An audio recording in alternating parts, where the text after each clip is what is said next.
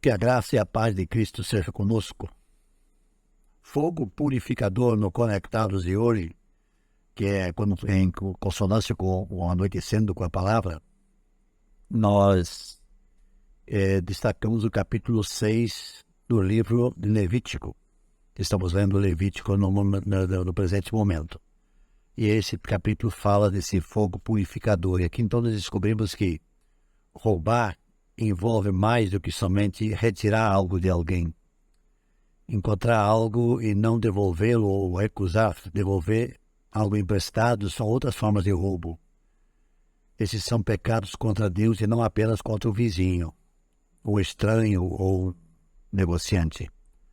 A transgressão contra o próximo requer a restauração do valor perdido, mas o acréscimo da quinta parte é o que ensina a lei dada por meio de Moisés. Cometer ofensa contra o Senhor, agir dolosamente, agir de má fé, a negação de uma verdade ou uma mentira, aqui descrita, é primeiramente a transgressão contra Deus e depois um pecado contra o próximo, o que lhe emprestou, ou em parceria com alguém, você tem uma sociedade, então você precisa ser fiel a esse seu sócio.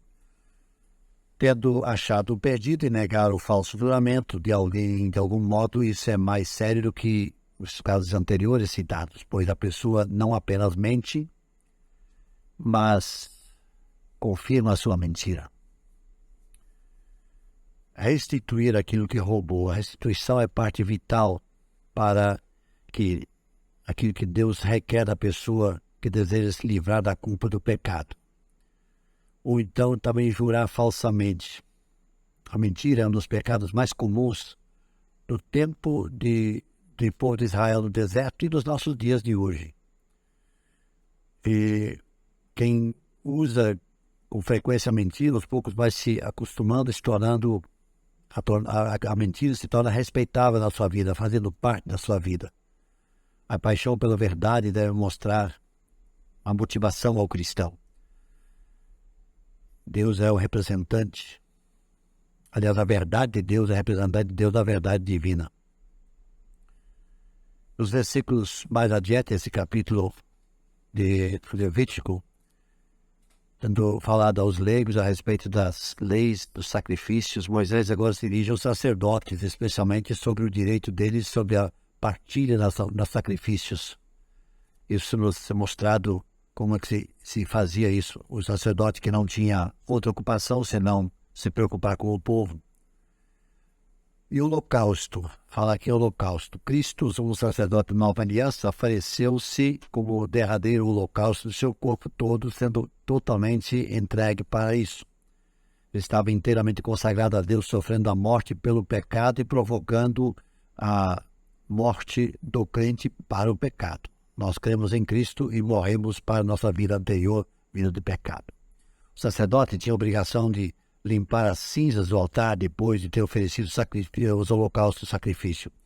Usava para isso vestes especiais, calças e túnica de linho laváveis que se usavam tão somente para o contato direto com o altar, o que era praticado ali. Quando removia as cinzas pela manhã, deixava-as do lado do altar e trocava suas vestes, colocando outras vestes normais de sacerdote, e depois removia as cinzas para um lugar limpo e não para um depósito de lixo, porque seria considerado impuro, seria fora do arraial. O que é o holocausto? O holocausto é uma oferta totalmente queimada. Era apresentado de manhã e de tarde por toda a nação, ou em favor de toda a nação. As ofertas contínuas, que se ofereciam 2 vezes ao dia, sem falta, eram uma expressão de dedicação de Israel ao seu Deus. Mantenham-se aceso o fogo do altar. Essa é uma explicação também interessante. Não se deve apagar o fogo. O primeiro fogo que acendeu a lenha do sacrifício depois da consagração formal de Arão como sacerdote foi ateado por Deus mesmo. Deus mesmo ateou o fogo. Lá em capítulo 9, 24 de Levítico, nós vemos isso. Então, essa origem sobrenatural do fogo do altar serve para nos ensinar que o sacrifício pode ser feito pelo homem, e é só a graça de Deus que o consome, que o torna aceitável. e faz dele um meio de expiação. Nenhum fogo feito pelo homem poderia ser usado no altar do Senhor.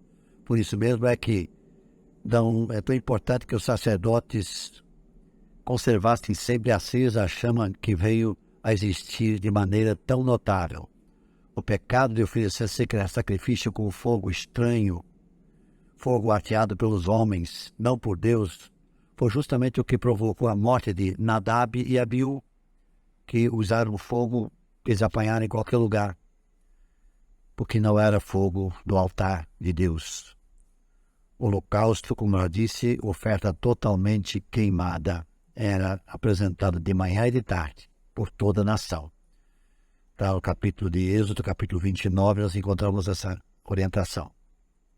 O fogo arderá continuamente. O próprio Deus alimentava esse fogo. Os judeus afirmam que o fogo queimou continuamente até o cativeiro babilônico.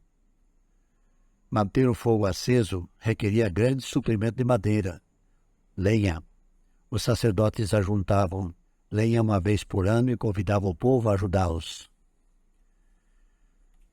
Mais adiante fala das ofertas de manjares. Assim como ofertas de manjares representavam os frutos da obediência, ela também pronunciava a vida de Cristo em perfeita obediência e gratidão a Deus.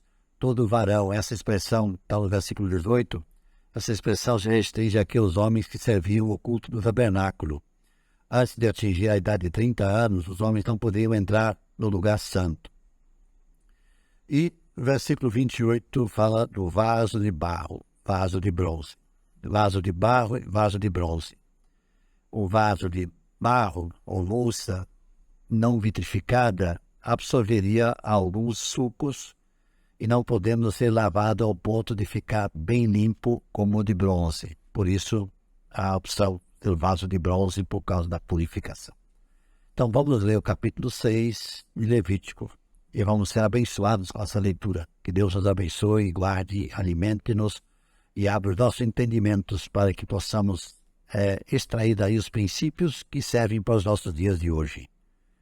Que Deus nos abençoe. Vamos orar? Senhor nosso Deus, obrigado pela tua orientação que desse ao teu povo no passado. E princípios que nós podemos extrair para o nosso viver dos dias de hoje, mesmo na nova dispensação, na nova aliança. Princípios que são válidos, que foram válidos lá e são válidos aqui conosco também. Ajuda-nos a entender e a colocá-los em prática em nome de Jesus. Amém.